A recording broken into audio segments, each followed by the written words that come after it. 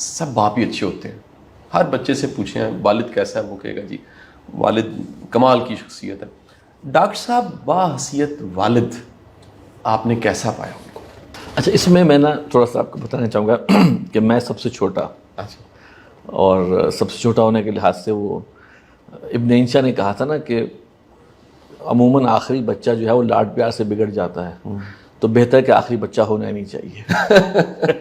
خیر بہرحال میں سب سے چھوٹا تھا, تو ڈاکٹر صاحب کا جسے کہیں کہ وہ جو تربیت کا جو ایک تھوڑا تھا جو ان کی شخصیت کے مطابق ہے, وہ اس کا حصہ ذرا میں جب تھا تو ذرا شفقت میں بدل گیا تھا.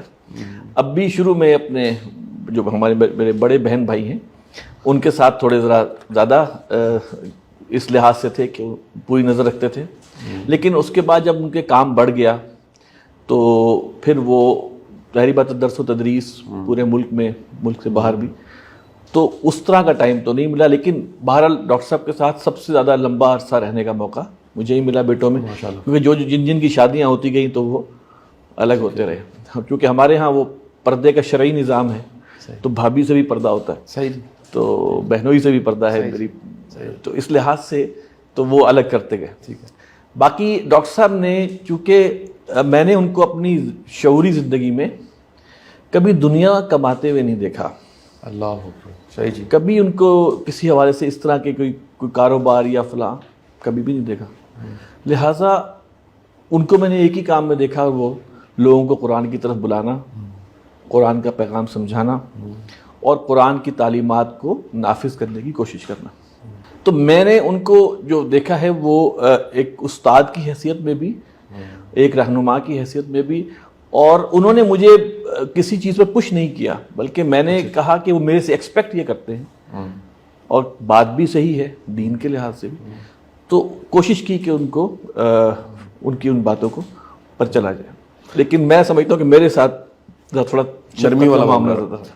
آصف بھائی, ایک بڑا چیلنج ہے آج کے زمانے میں کہ جو اصلاح کرنے والے ہیں, جو بات کرنے والے ہیں, ان کی اپنی زندگی میں وہ چیزیں موجود نہیں ہوتی, اور کہہ لیجئے خیر کے درس باتیں ساری دنیا کو بتائی جا رہی ہوتی ہیں, اپنے بچے لا علم ہوتے ہیں, یا کہہ لیجئے وہ پریکٹیکلی ویسا نہیں دیکھتے. ڈاکٹر صاحب کو کتنا پریکٹیکل دیکھا آپ نے؟ ایک چیز کا مجھے یہ اندازہ ہوا کہ دنیاوی کمائی ان کے لیے کوئی منفعت, کوئی ویلیو نہیں رکھتی, تو ان کو میں نے اس سے بالکل غنی پایا اس چیز سے کہ دنیاوی کوئی سادہ رہے, بہت سادہ کھایا, سادہ رہے. یعنی کہ میں نے شاید ان کو سفید کپڑوں کے علاوہ بہت کم کسی اور رنگ کے کپڑوں میں دیکھا ہو. ایک بڑی جوڑا سفید رنگ کا ہی ہے وہ پہن رہے ہیں, ویسٹ کوٹس کبھی چینج ہو جاتی ہیں. جو انہوں نے کہا الحمدللہ اس پر وہ کاربند تھے عملاً. اور ساری باتیں گھر میں, جب ہم گھر میں سب سے بڑا جو ہوتا ہے نا لگا ہوتا ہے دوربین کے دیکھیں جی باہر کیا کہہ رہے ہیں اور گھر میں کیا ہے, وہ الحمدللہ وہ اس میں کوئی فرق نہیں تھا. صحیح الحمدللہ گھر میں جو باہر تھا وہ ان کا معاملہ گھر میں ویسے تھا. اچھا, ایک صاحب, میں ان کا نام تو نہیں یہاں کوٹ کرنا چاہوں گا, وہ ڈاکٹر صاحب کی بڑی قربت ان کی رہی, اور وہ چند دن پہلے بیٹھے تو انہوں نے بڑی خوبصورت ایک بات مجھے بتائی.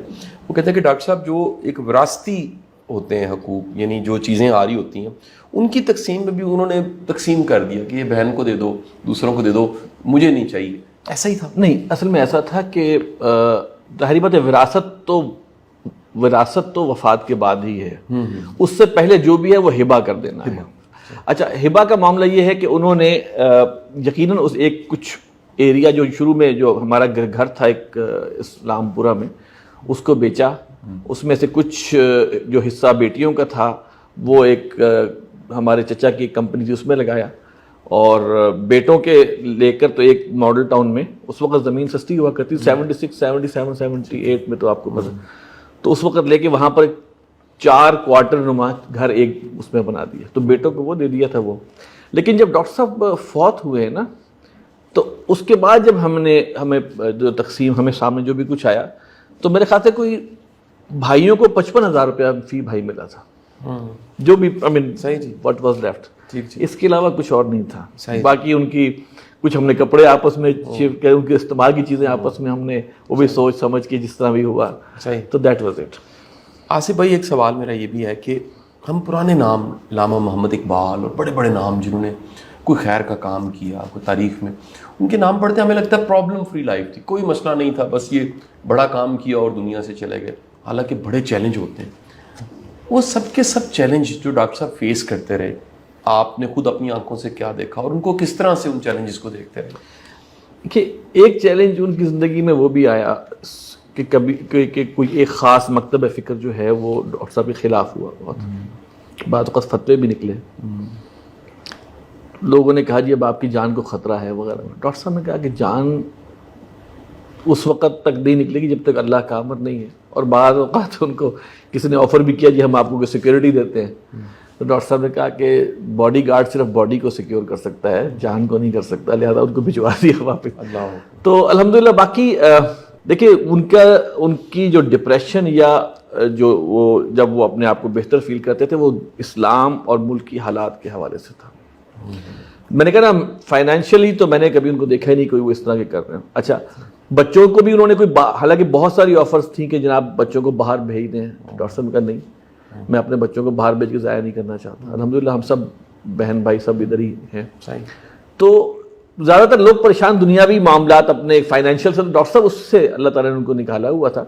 اور ایسا بھی نہیں تھا کہ بہت بڑی آمدنی کا گزر گیا تھا، ایسا نہیں تھا، بالکل نہیں. الحمدللہ کوئی رہائش جو ڈاکٹر صاحب کو دی وہ ادارے نے دی ہوئی تھی، ایک کوارٹر ہے وہ ایک دن جیو کے ساتھ میں دیکھا بھی ہوگا آپ نے، وہ وہی تھا. تو لیکن اصل پریشان وہ یہ تھے کہ کیا پاکستان کے حالات کیا ہیں، کس طرف جا رہا ہے، کہاں جائے گا، دنیا کے حالات کہاں جا رہے ہیں، مسلمانوں کی بحیثیت مسلمان امت جو ہے وہ صورتحال کیا ہے. That was his problem. جس کو ہم سمجھتے ہیں کہ سوچ وہ کا سارا محور ان کا یہ تھا.